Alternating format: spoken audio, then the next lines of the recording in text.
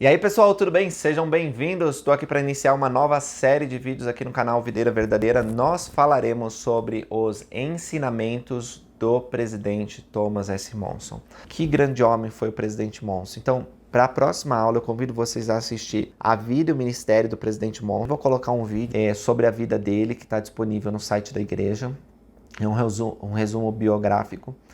E vai ser muito bom poder estudar os ensinamentos dele. Então, convido vocês para que me acompanhem nesses estudos e que possa ser uma grande bênção na vida de vocês ao ver o exemplo de retidão, de servo valente do Senhor que foi o presidente Thomas S. Monson.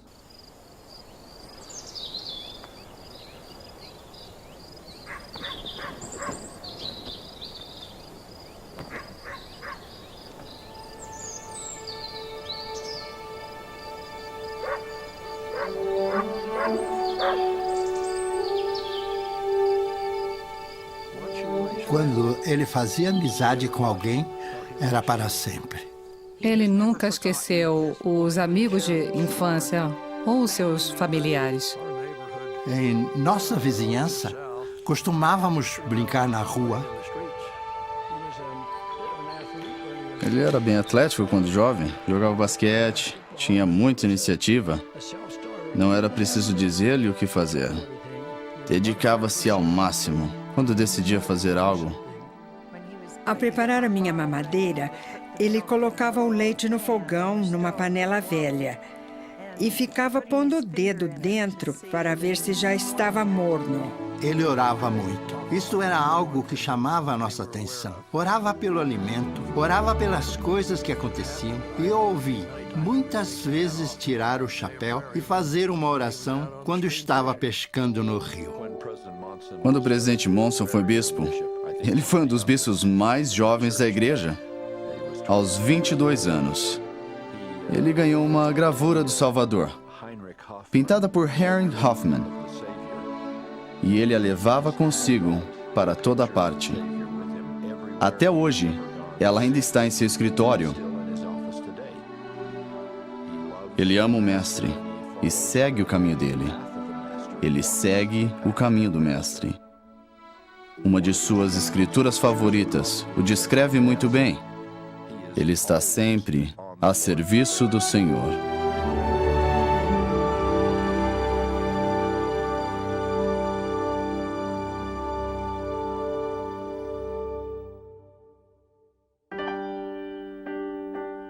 Thomas Spencer Monson nasceu numa manhã de domingo em 21 de agosto de 1927, no antigo Hospital St. Mark, em Salt Lake City. Seus pais, G. Spencer e Gladys Conde Monson, descendentes de suecos, ingleses e escoceses, criaram um lar cheio de amor para Tom, seus 2 irmãos e 3 irmãs. Em 1927, havia pouco mais de 600 mil santos dos últimos dias, a maioria no oeste dos Estados Unidos. Heber J. Grant era o presidente da igreja, e dali a 3 anos, a igreja comemoraria seu 100º aniversário.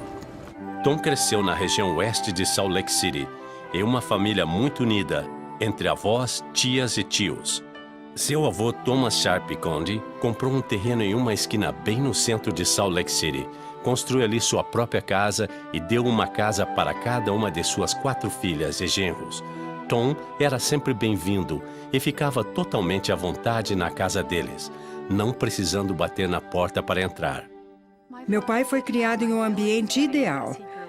Ele amava seus parentes e adorava tudo que as tias e tios faziam por ele. Era como se ele fosse filho deles também. Seu pai e sua mãe eram pessoas muito boas. Nós os amávamos. Eles amavam o Evangelho e o ensinaram aos filhos. Mamãe era uma pessoa muito amável e comunicativa. Ela conversava com as pessoas no ônibus e logo fazia amizades. Being around Gladys Conviver com a Gladys era muito divertido.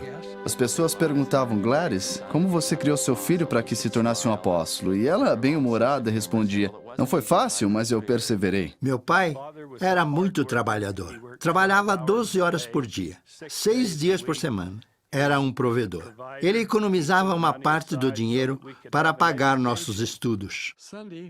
O domingo era seu único dia de folga e tenho certeza de que ele gostaria de relaxar em casa. Mas sempre dizia: venha, Tommy, vamos levar o tio Elias para dar um passeio. Subíamos no velho Oldsmobile 1928 e íamos até a casa do tio Elias e da tia Tin. Eu ficava esperando no carro enquanto meu pai entrava na casa. Pouco depois, ele voltava carregando seu tio inválido nos braços, cuidadosamente. Eu abria a porta e via meu pai acomodar carinhosamente o tio Elias no banco da frente. Depois, nós o levávamos para um passeio pela cidade. Meu pai não queria gratidão por esse ato de serviço, mas aquilo foi uma grande lição para mim. Por gerações, a família de Tom passava os verões numa pequena cabana do Parque Vivian, no desfiladeiro Provo. Ali, às margens do rio Provo, Tom aprendeu com os tios a gostar de pescar. Eu ficava sentado por várias horas na margem do rio, relembra Tom, olhando para as montanhas. Foram anos felizes, cheios de sonhos. Certa tarde, quando Tom tinha 12 anos, estava descendo o rio numa boia de câmera de trator, em direção às corredeiras, quando ouviu os gritos aflitos de uma família de imigrantes gregos na margem. Pouco adiante, nos redemoinhos, uma moça que nadava estava afundando na água pela terceira vez. Quando ela pôs a cabeça para fora da água, eu agarrei pelos cabelos.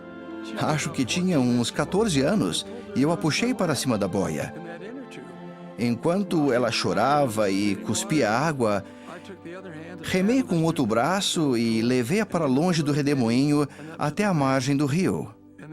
Depois, entreguei-a aos pais.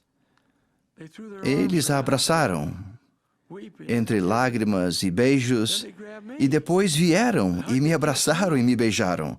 Fiquei envergonhado. Eu não gostava de ser beijado por homens e mulheres mais velhos. Por isso, voltei rapidamente para minha boia e continuei descendo o rio. Ao pensar no que havia acontecido, ele disse: dei-me conta de que havia ajudado a salvar uma vida humana. O Pai Celestial permitiu que eu, um diácono, passasse por ali no exato momento necessário. Naquele dia, aprendi que Deus, nosso Pai Celestial, conhece cada um de nós e permite que compartilhemos seu divino poder de salvar. Aos 16 anos de idade, Tom teve que deixar de nadar e pescar no rio Provo e passou a trabalhar em tempo integral no verão. Conseguiu emprego na loja de madeiras e ferragens Burton, descarregando madeira sob um sol de quase 40 graus. Nessa época, os Estados Unidos haviam entrado na Segunda Guerra Mundial e os combates além-mar não estavam indo bem. Foi nessa época difícil que Frank Woodbury, o patriarca da estaca, colocou as mãos sobre a cabeça de Tom Monson, que estava com 16 anos, e deu-lhe uma bênção patriarcal realmente profética.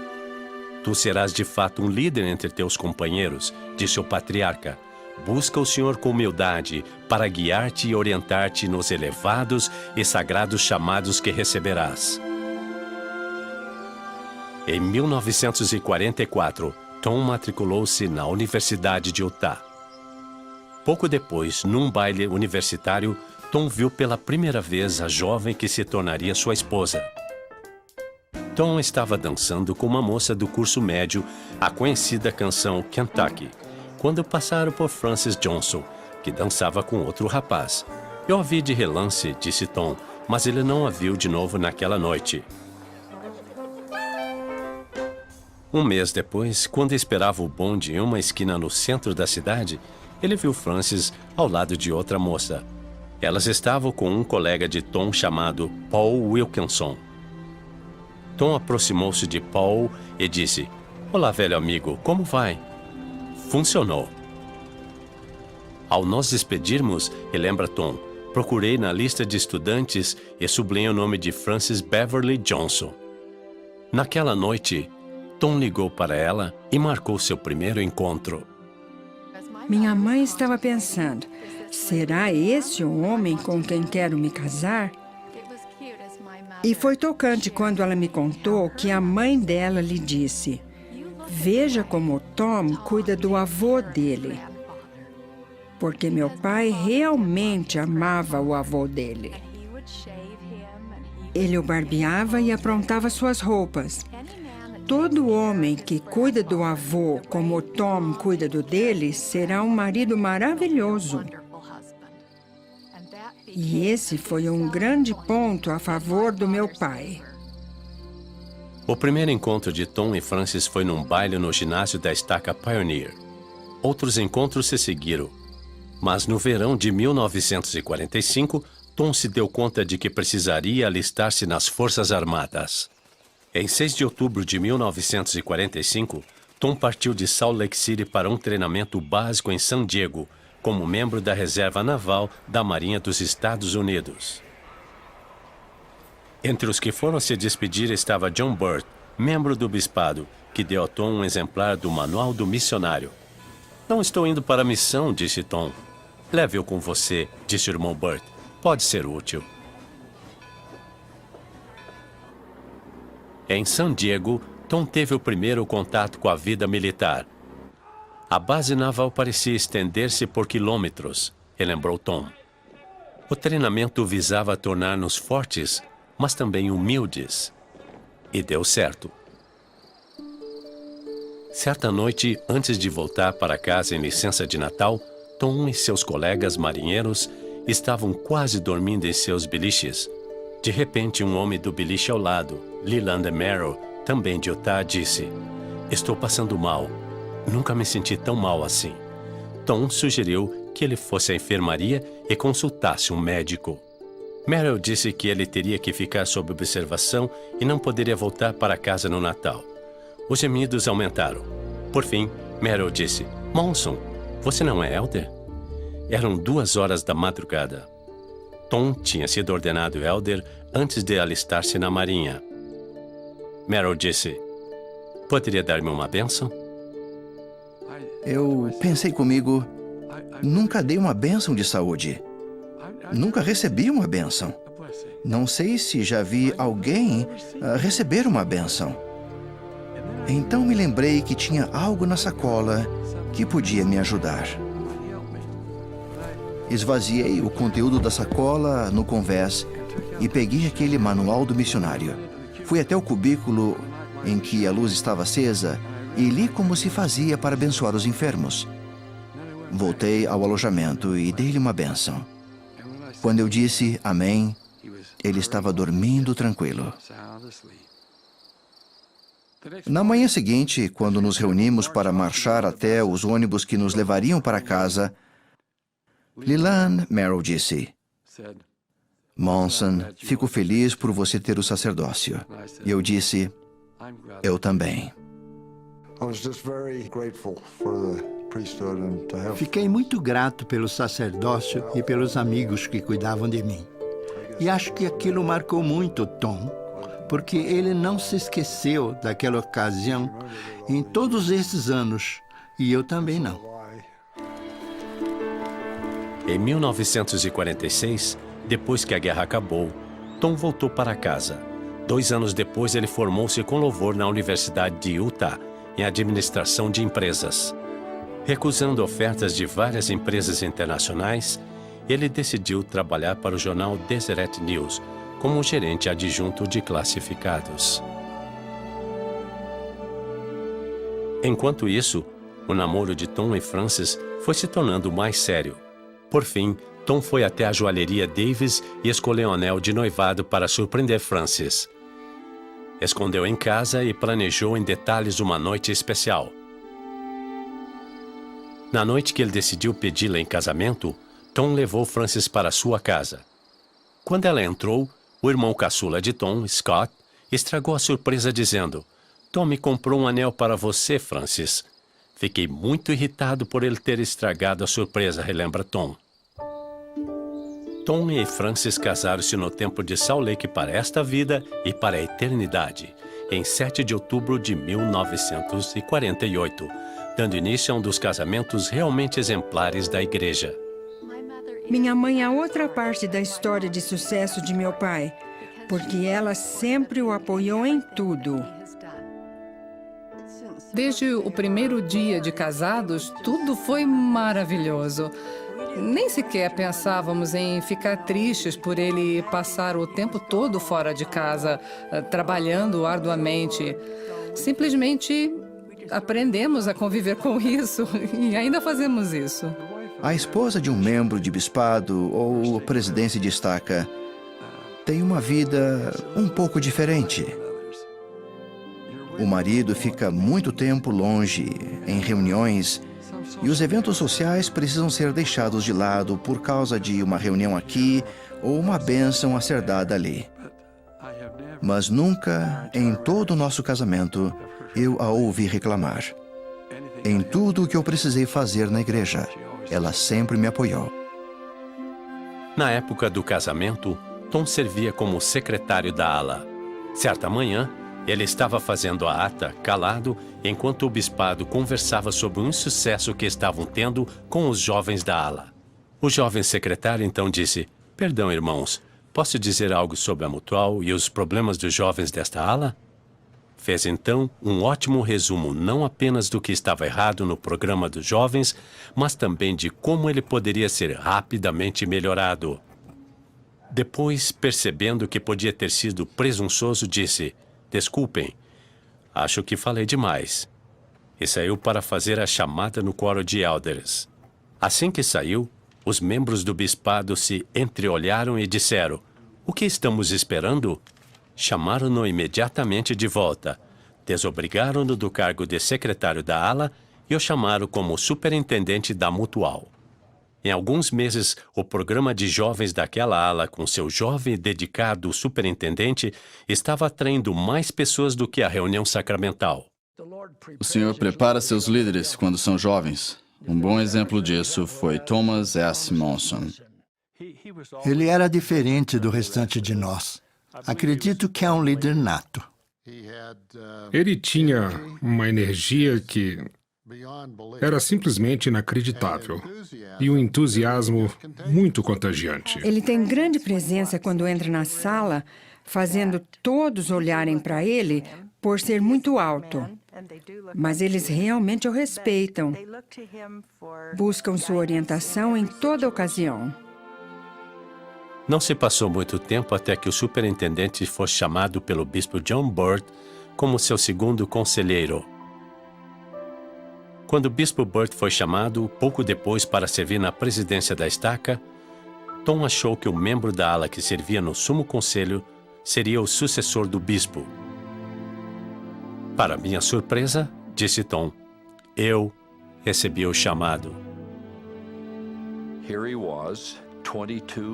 E lá estava ele, com 22 anos e meio, servindo numa ala com mais de 1.000 membros, inclusive 85 viúvas, e um dos maiores fardos de bem-estar de toda a igreja. O bispo Monson escolheu conselheiros bem mais velhos que ele. Começamos no dia 7 de maio de 1950, um domingo de jejum, e lembra Tom. E nós pusemos imediatamente a trabalhar. A velha capela daquela ala tinha começado a ser reformada no bispado anterior, pela pintura externa. O bispo Monson prosseguiu com a reforma interna, inclusive instalando novos bancos. Os membros da ala contribuíram com o trabalho. Tom relembra, com a redecoração do prédio e uma renovação de espírito, a ala literalmente ganhou vida. A frequência na reunião sacramental dobrou, depois quadruplicou, enchendo a capela. Grande parte da congregação era idosa. Eu amava as pessoas idosas, disse Tom. Eram pessoas boas que amavam o Senhor e guardavam seus mandamentos. Mesmo depois de ser desobrigado como bispo, Thomas Monson continuou a visitar e presentear as 85 viúvas da ala, todo o Natal enquanto viveram. É interessante notar que ele conseguiu falar no funeral de todas aquelas 85 viúvas. Isso era quase impossível devido às viagens, encargos e tarefas exigidas de uma autoridade geral. Mas com a ajuda do Senhor, ele foi capaz de falar no funeral de todas as viúvas que lhe pediram que fizesse isso. Numa noite de inverno em 1951, o jovem Bispo Monso atendeu uma batida na porta. Um membro da igreja alemão, de Ogden, disse que a família de seu irmão estava vindo da Alemanha para morar na ala. Perguntou ao bispo se ele poderia ver o apartamento que tinha alugado para eles.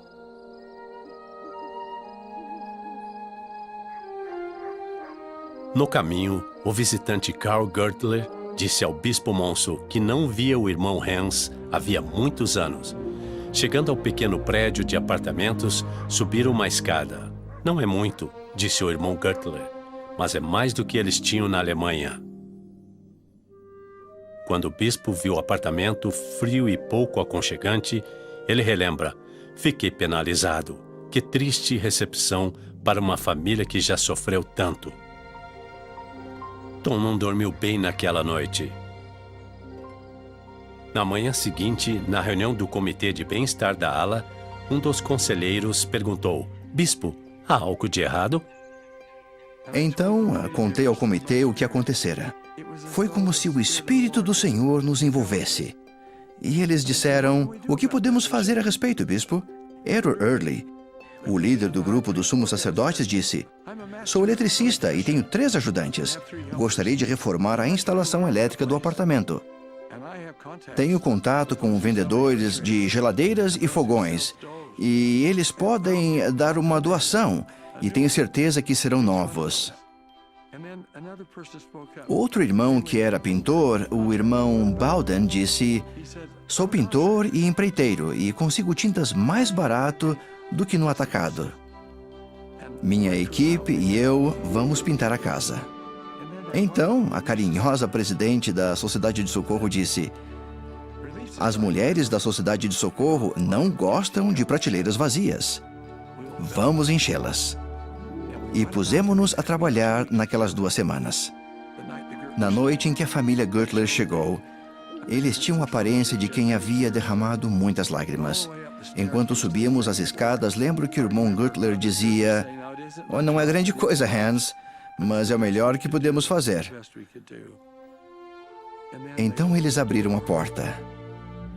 Foi uma visão e tanto. Havia um belo carpete instalado por meu conselheiro que trabalhava com isso. Havia um belo e novo papel de parede, uma bela pintura. Havia uma árvore de Natal toda decorada. Tudo o que aquela família necessitava. Eu tinha 15 anos e era uma adolescente muito insegura.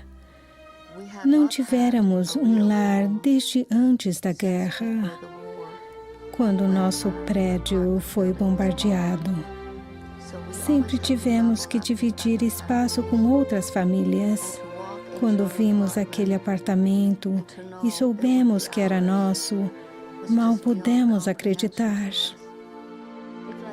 Foi um choque. Não pude acreditar.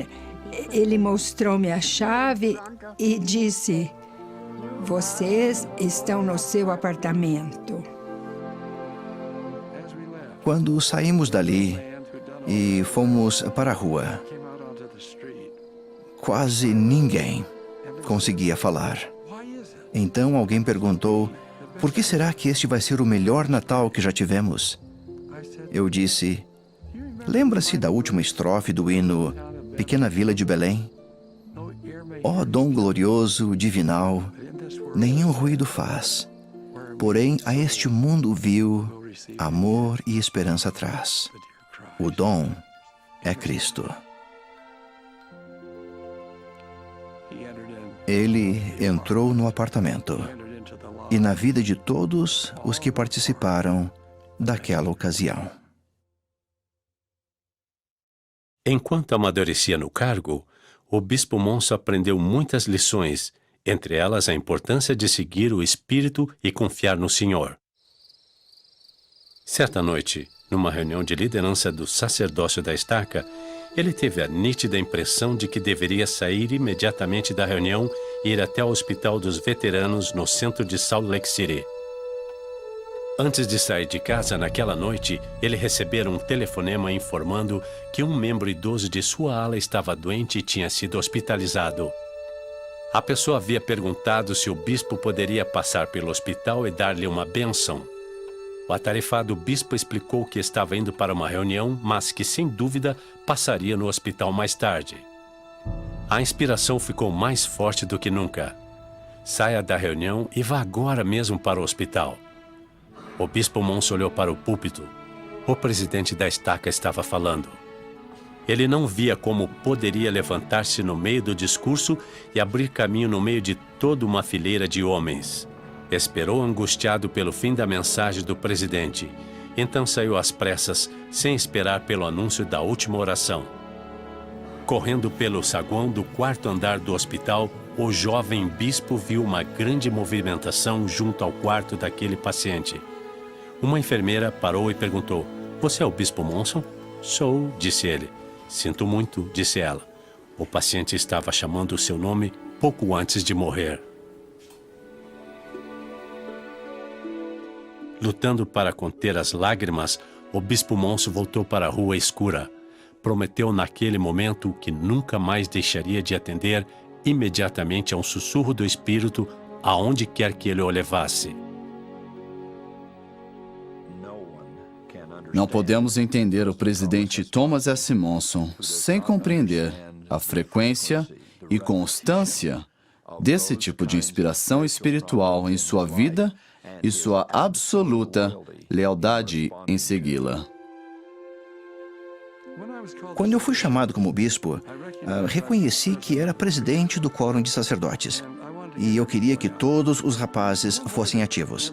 Havia um rapaz que nunca aparecia. Por isso, eu pensei, os sacerdotes têm um consultor. Vou deixar que ele dê aula. E eu vou procurar, então, o Richard Castro. Fui até a casa dele. O pai e a mãe estavam lá, mas disseram que ele estava trabalhando na oficina mecânica. Fui até a oficina e vi a porta aberta, mas não havia ninguém lá. Comecei a procurar em volta, mas não achei ninguém. Dei a volta e fui aos fundos, onde havia uma velha valeta de troca de óleo. Olhei para baixo, no meio da escuridão, e vi 2 olhos encarando. Ele me disse: "Você me achou, bispo, vou sair daqui." E ele saiu de dentro da valeta. Tivemos uma bela conversa ali. E eu disse: "Richard, precisamos de você. Você tem muito jeito com as pessoas. Eu quero que todos os sacerdotes sejam ativos. Você virá?" Ele disse: "Eu vou." E ele veio. Depois disso, fiz uma missão. Fui selado a minha esposa no templo. Tivemos 5 filhos excelentes. 2 deles serviram missão. Servi 2 vezes como bispo. Meus filhos o amam muito e minha esposa também pelo que ele fez por mim. Provavelmente é uma das maiores bênçãos que eu recebi na vida. Enquanto servia como bispo, 2 filhos nasceram na família Monson, Tom em 1951 e Ann em 1954. Tom relembra: "Sentimos que a vida era muito boa para nós, e era mesmo." Naquela época, o presidente Joseph Field Smith reorganizou a presidência da estaca Templeville. No domingo, 16 de junho de 1955, a sessão geral da Conferência da Estaca foi realizada no Assembleia Hall, na Praça do Templo. A música estava aos cuidados do sacerdócio arônico e bispados. Joseph Field Smith subiu ao púlpito e anunciou a nova presidência da estaca. Percy Fetzer, presidente. John Burt, primeiro conselheiro. E Thomas S. Monson, segundo conselheiro. Disse então: "O bispo Monson não está sabendo do seu chamado, mas se ele o aceitar, teremos o prazer de ouvi-lo falar agora." Eu então percorri o longo trajeto entre os bancos do coro e o púlpito pensando: O que eu vou dizer? Havíamos cantado um hino sobre a palavra de sabedoria que dizia mais ou menos o seguinte: tenha coragem, meu rapaz, de dizer não. Meu tema hoje será: tenha coragem, meu rapaz, de dizer sim. E digo sim do fundo do meu coração e da alma. Além das responsabilidades na igreja, Tom estava progredindo na carreira profissional. Em 1953, ele foi nomeado gerente-geral adjunto de imprensa do Deseret News. Não conheço ninguém que tenha trabalhado com Tom Monson que não o ame. Todos nós do ramo de imóveis e vendas de carros conhecemos e amamos esse bom homem. Ele tem a capacidade de estender a mão e tocar corações. Em 1957, Tom e Frances construíram uma casa nova para a família em um terreno de 2.000 metros quadrados, no subúrbio de Salt Lake. A nova casa pareceu um paraíso para a jovem família. Em 21 de fevereiro de 1959, Tom foi chamado ao escritório do Elder Richards, da primeira presidência. Achando que a reunião era sobre o Manual Geral de Instruções que estava sendo impresso, Tom não estava preparado para o que aconteceu. O presidente Richards o chamou para ser o presidente da missão canadense. Disse que ele deveria tirar uma licença do emprego e preparar-se para partir em 3 semanas. Quando Tom voltou para casa, encontrou Frances de cama, se recuperando da 3ª gravidez. Quando contei a ela, não havia nenhuma dúvida de que ela aceitaria. Quando contei para as crianças, nosso filho Tommy disse: "Oh, puxa, quando vamos sair?" Dissemos: "Daqui a 3 semanas." "Legal." "Quando voltamos?" disse ele. Dissemos: "Daqui a 3 anos." Compreendemos então o que estava para acontecer. Eu ainda me lembro do dia frio e com neve em que nós alugamos o caminhão e pegamos os móveis de nossa casa de sonho para a gente sair e deixar Salt Lake City. Foi um dia cheio de emoção para Frances e para todos nós. Eu notei que quando ela tocou o umbral da porta, havia lágrimas em seus olhos. Tiramos as crianças da escola e tomamos o trem para Toronto. A jovem família chegou à casa da missão e logo partiu para uma visita pela grande missão. Tom disse: "Foi então que nós demos conta de que a responsabilidade de presidir toda a missão canadense caíra sobre nossos ombros." Ele parecia mais jovem do que a metade dos missionários no campo. Ele era magro, atlético e jogava basquete com os elders. Sentimos como se ele fosse um missionário verdinho. Não que fôssemos tirar vantagem disso, mas pensamos, temos 6 meses a mais do que esse presidente de missão, e alguns de nós temos estado aqui por 2 anos, e nós achamos que nós poderíamos ensinar algo a ele. Nós estávamos totalmente errados. Em 1º de outubro de 1959, Frances deu à luz a seu 3º filho, Clark Spencer Monson. O presidente Monson relembra: "Era bom para os missionários terem um bebê na casa da missão. Parecia tornar a própria família deles mais próxima." A casa da missão era um lugar movimentado para criar uma família.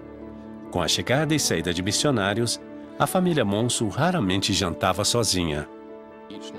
Toda noite, na hora de dormir, ele me chamava à sua sala, ou eu batia na porta e entrava na sala. Ele pegava um tabuleiro de damas que guardava na gaveta e eu colocava sobre a mesa. Jogávamos damas por aproximadamente 10 ou 15 minutos. Esse era um momento só meu e dele, e eu ficava muito grato por isso. Motivados pelo jovem presidente de missão, os missionários tornaram-se mais produtivos. Os batismos de conversos aumentaram. O programa de construção foi acelerado. "Fiquei contente com o nosso progresso", disse o presidente Monson. Havia uma atitude de sucesso em toda a missão.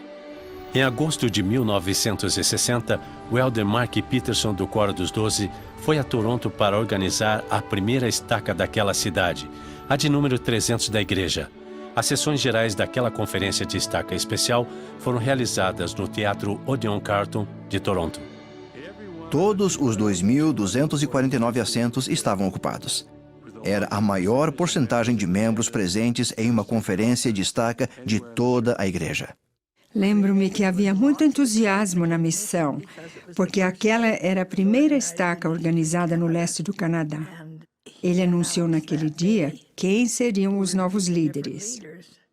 Quando ele se levantou e anunciou que eu seria a presidente da primária da estaca, fiquei um pouco chocada porque não ficara sabendo antes. Quando nos encontramos depois, ele disse: "Eu sabia que você diria sim."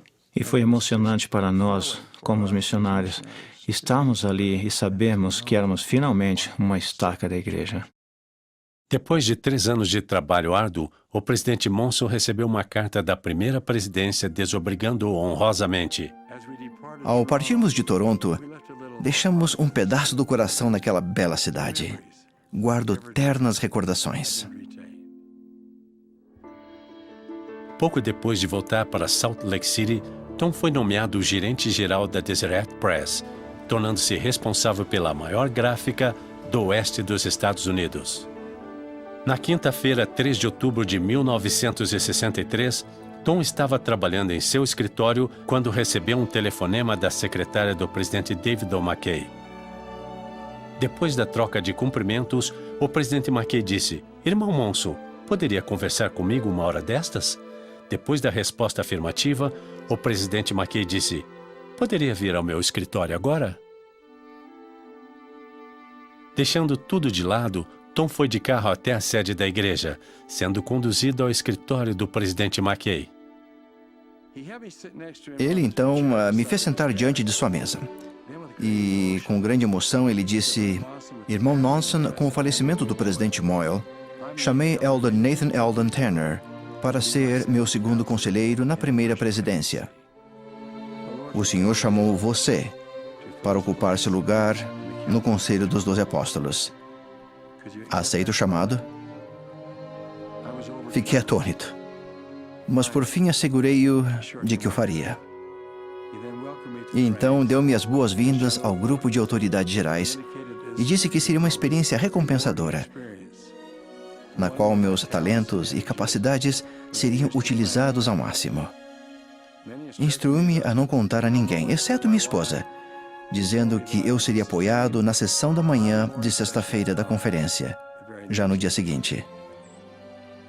Voltando para casa, Tom não quis jantar.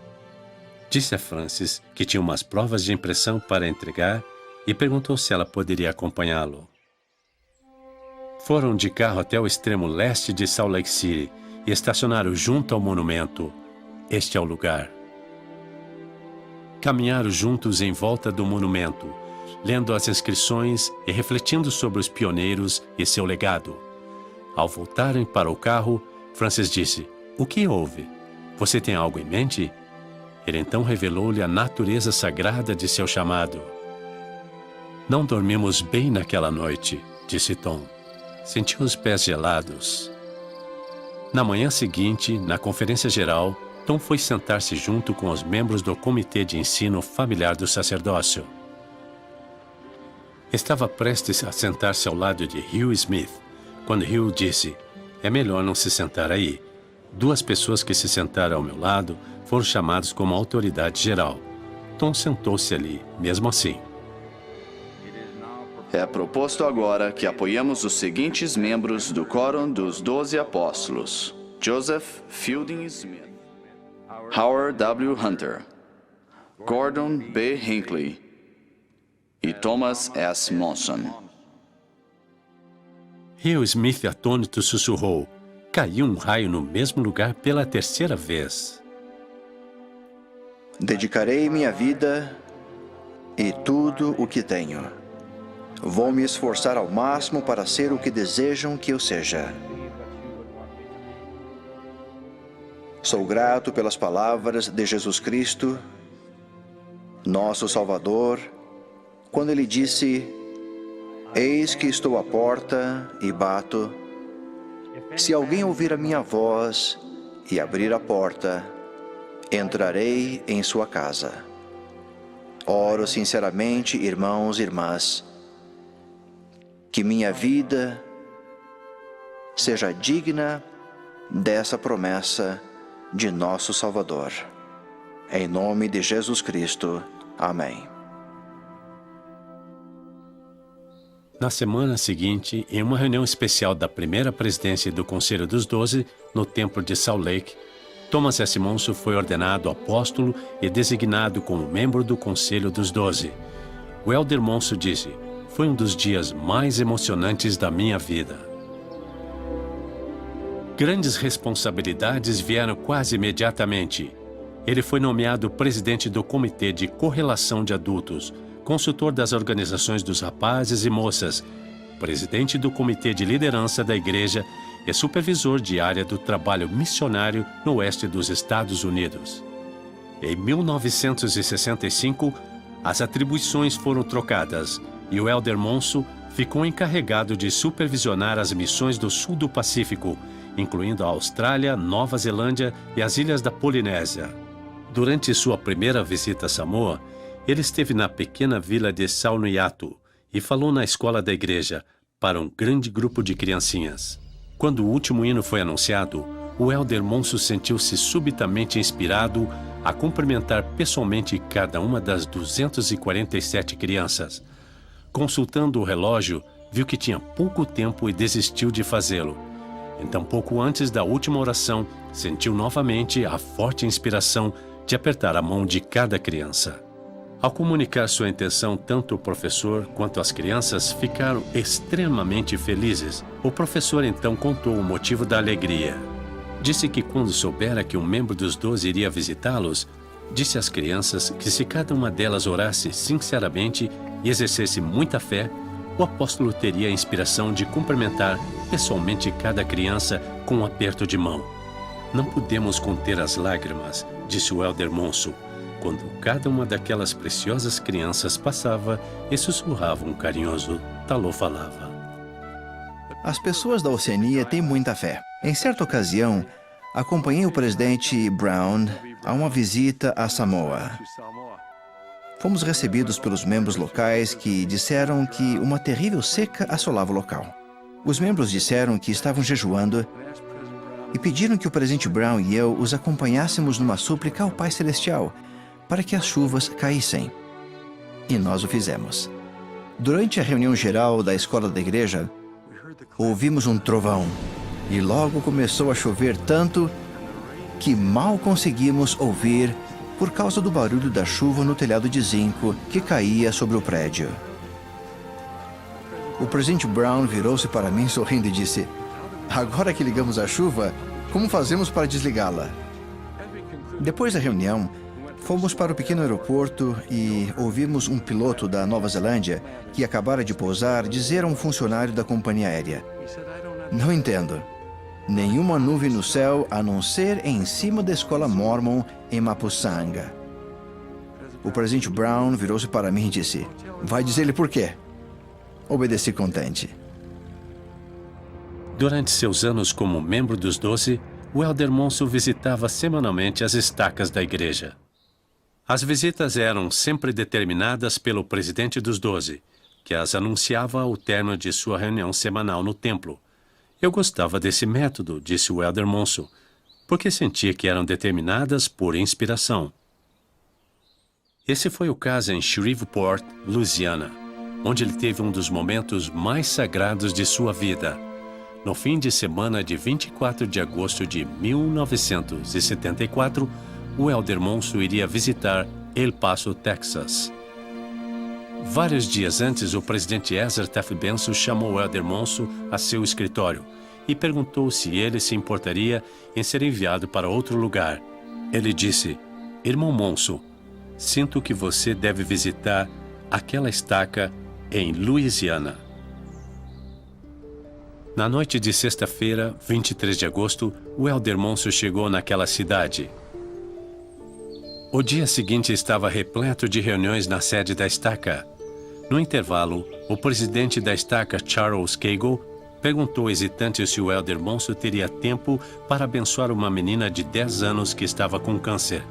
Ela se chamava Crystal Methven. O Elder Monson perguntou se ela estaria na conferência ou se estava em um hospital da cidade. O presidente da estaca mal conseguiu sussurrar que Crystal estava confinada ao leito em sua casa, que ficava a quase 130 quilômetros dali. O Elder Monson olhou a agenda até seu voo de volta. Simplesmente não havia tempo. A opção seria lembrar a menina nas orações públicas da conferência de estaca. Tendo decidido isso, prosseguiram com a programação das reuniões. Quando nos disseram que Elder Monson não poderia vir, ficamos profundamente desapontados. Quando o tumor se espalhara para os pulmões e o cérebro, decidimos que levaríamos Crystal para Salt Lake, para que fosse abençoada por uma autoridade geral. Olhamos para uma fotografia das autoridades gerais e vimos uma foto do Elder Thomas S. Monson. Mostramos aquela foto para Crystal e ela disse: Ele parece um bom homem. Acho que é a pessoa certa. Nunca pudemos fazer aquela viagem a Salt Lake por causa das condições de saúde dela. Sabíamos que não conseguiríamos fazê-lo. Dissemos para ela que aquilo não aconteceria.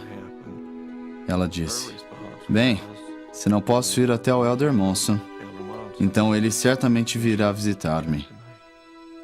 Quando soubemos que o Elder Monson estaria em nossa conferência de estaca, ficamos muito felizes, porque achamos que as nossas orações tinham sido respondidas. Mas quando ouvimos que ele não poderia viajar até onde estávamos para abençoar a Crystal, não soubemos o que pensar. Mas fizemos a única coisa que sabíamos fazer, que foi colocar tudo nas mãos do Senhor. Então ajoelhamos como família em oração. Enquanto a família Methven orava, o relógio da sede da estaca marcava 7h45 da noite. O Elder Monson examinava suas anotações e preparava-se para subir ao púlpito na reunião de liderança, quando ouviu uma voz falar a seu espírito. A mensagem foi breve: Deixai vir a mim as criancinhas, e não as impeçais, porque delas é o reino de Deus. O Elder Monson tomou uma decisão. A programação da reunião foi alterada. Ele virou-se para o bispo Serra e pediu-lhe que saísse da reunião e avisasse a família da menina.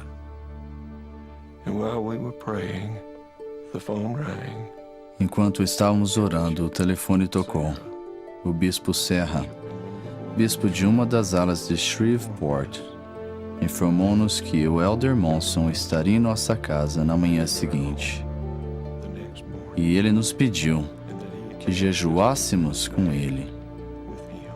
E ele daria uma bênção em Crystal. Já estive em lugares santos e sagrados, mas nunca senti mais forte a presença do Senhor do que na casa da família Methven. Crystal parecia tão pequena, deitada tranquilamente numa cama tão grande. Olhei para aquela menina, enferma demais para se erguer e quase até para falar. O espírito estava tão forte que caí de joelhos. Tomei-lhe a mão e disse: Crystal, estou aqui. Ela sussurrou: Irmão Monson, eu sabia que você viria. Olhei em volta. Ninguém estava de pé. Todos estavam de joelhos. Uma bênção foi dada. Um débil sorriso surgiu no rosto de Crystal. Seu sussurro: obrigada, foi como uma oração. Silenciosamente, saímos um por um do quarto. 4 dias depois, quando o nome da menina era lembrado no círculo de oração da primeira presidência e do Conselho dos 12, o puro espírito de Crystal Methven partiu de seu corpo enfermo e abatido e entrou no paraíso de Deus. Presto testemunho de que Jesus de Nazaré ama as criancinhas Ele atende e responde às suas orações. O mestre realmente proferiu estas palavras: deixai vir a mim as criancinhas, e não as impeçais, porque delas é o reino de Deus. Sei que essas foram as palavras que ele dirigiu ao grupo reunido na costa da Judéia, porque eu as li. Sei que foram as palavras que ele dirigiu a um apóstolo que visitava a Louisiana, pois eu as ouvi. Eu e ele estávamos indo para uma grande reunião. De repente, ele viu uma mulher, uma menina e uma família em necessidade. E sentiu que deveríamos ajudá-los, mesmo que a reunião tivesse que começar sem nós. As pessoas da Europa e do mundo são gratas por ter um líder com esses maravilhosos talentos. Um homem que enfoca o indivíduo, mas tem o coração voltado para o mundo inteiro. Lembro-me de estar com alguns santos alemães num dia frio e chuvoso no alto de um morro com vista para a cidade de Dresden, para rededicar aquela terra. Ao proferir a oração dizendo que este seja o alvorecer de um novo dia para a igreja nesta terra, ouvimos um galo cantar no vale abaixo. O sino de uma igreja começou a tocar e, de repente, senti calor nas mãos e no rosto. Abri os olhos e vi que as nuvens se abriram e um raio de sol envolveu o minúsculo ponto em que estava o nosso pequeno grupo. Sabíamos que era uma confirmação do Pai Celestial de que a oração tinha sido ouvida e seria respondida. Uma das maravilhosas bênçãos e declarações que ele fez foi a de que os membros da Alemanha Oriental teriam os mesmos privilégios dos membros do mundo inteiro, inclusive os templos. E graças ao empenho deles junto aos líderes políticos locais, o templo de Freiburg foi construído abençoando as pessoas de modo maravilhoso. Se não fosse pelo irmão Monson, pouco haveria para os nossos santos nesta parte da Europa. O presidente deu tudo por aquelas pessoas, inclusive a camisa que vestia, literalmente. Eu ouvi doar suas camisas eternos para os santos pobres da Europa Oriental. Ele disse que eram usadas e velhas e que ia jogá-las fora de qualquer jeito. Mas para mim, pareciam novas. Durante seus anos nos 12, um de seus encargos mais importantes foi como presidente do Comitê de Publicação de Escrituras. Ao longo de muitos anos, o Elder Monson supervisionou um exaustivo processo que envolveu centenas de estudiosos, designers, técnicos e gráficos, e por fim resultou nas novas edições de todas as 4 obras padrão da igreja. Thomas S. Monson estava especialmente qualificado para o trabalho. Trabalhou com artes gráficas e conhece papéis, texturas e encardenações. Foi à Inglaterra várias vezes para verificar as publicações. Bruce McConkie, eu e ele trabalhamos vários anos para realizar esse trabalho. Foi realmente grandioso, maior que tudo o que vi na vida. Em 79, quando estava visitando a gráfica em Cambridge, o presidente Monson tirou uma folha da prensa e encontrou um erro. Um importante limite de coluna tinha sido omitido. Cambridge ficou surpresa por ele ter encontrado o erro, mas ele o encontrou e estava lá para corrigir uma omissão significativa. Além de seu trabalho como apóstolo, o Elder Monson também foi chamado para prestar serviço cívico significativo. Serviu como membro da Junta de Regentes de Utah, que rege o ensino superior no estado. Também serviu por quase 3 décadas na Junta Executiva Nacional dos Escoteiros da América e como membro da Força-Tarefa do presidente Reagan para iniciativas do setor privado. As pessoas não são servidas 6.000 por vez, nem 13 milhões por vez, mas uma a uma. Estive com 3 irmãos esta manhã que haviam perdido um pai. Um deles mencionou o presidente Monson. Ele disse, é o meu favorito. Ele me inspira. Foi um rapaz de 16 anos que disse isso. Ele sempre se considera realmente nosso bom amigo. Algo que sempre me faz rir é algo que o Elder Faust disse. Ele disse que se pudesse começar de novo, gostaria de ser um dos netos do presidente Monson. Ouvi meu avô dizer algo para minha avó. Precisamos deixar mais recordações para as crianças. E a minha avó sempre suspira e diz, oh não, o que ele está tramando agora? Em junho de 1985, o Elder Monson e a esposa viajaram à República Democrática da Alemanha para a tão esperada dedicação do Templo de Freiberg. Para mim, a dedicação marcou o fim de 17 anos de serviço para os membros da Igreja da República Democrática da Alemanha. A construção da Casa do Senhor naquele lugar foi um milagre moderno. A imensa fé exercida pelos membros, juntamente com o desejo do profeta de Deus, fez com que as barreiras impostas por homens e governos caíssem diante da poderosa vontade da providência divina. Depois da dedicação, o Elder Monson e a esposa voaram para Frankfurt e participaram da cerimônia de abertura de terra do Templo de Frankfurt, Alemanha. Em seguida, foram para Estocolmo, Suécia, onde o Elder Monson recepcionou o rei e a rainha da Suécia na visitação do novo templo de Estocolmo. O presidente Hinckley descreveu aquela semana, com 2 dedicações de templos e a abertura de terra de outro, como a mais significativa da história da igreja na Europa. Foi realmente um dos períodos mais significativos da minha vida e ministério. Em 10 de novembro de 1985, após 22 anos de serviço no Conselho dos 12 Apóstolos, Thomas S. Monson foi chamado pelo presidente Ezra Taft Benson para segundo conselheiro na primeira presidência. 9 anos depois, ele foi chamado para segundo conselheiro do presidente Howard W. Hunter e, em 1995, primeiro conselheiro do presidente Gordon B. Hinckley. O presidente Monson fez imensas contribuições para os presidentes da igreja com quem serviu. É um conselheiro sábio. Ele conhece a igreja, conhece a organização, conhece as necessidades das pessoas. Por isso, quando dá conselhos, eles sempre são muito corretos. Em 3 de fevereiro de 2008, Thomas S. Monson foi ordenado e designado o 16º presidente de A Igreja de Jesus Cristo dos Santos dos Últimos Dias.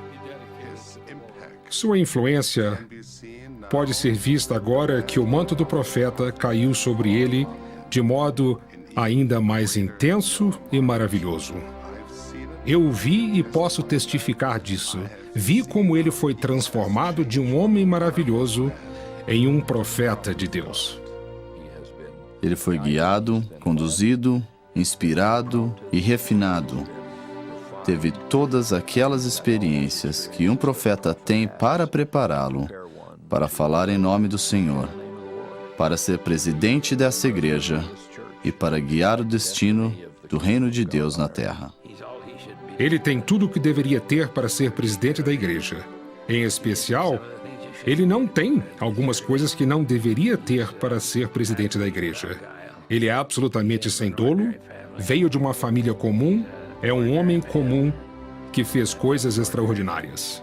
Vimos muitas vezes o Espírito de Deus descer sobre ele, tanto na capacidade de prestar testemunho do Salvador, quanto de saber o que Deus deseja que ele faça.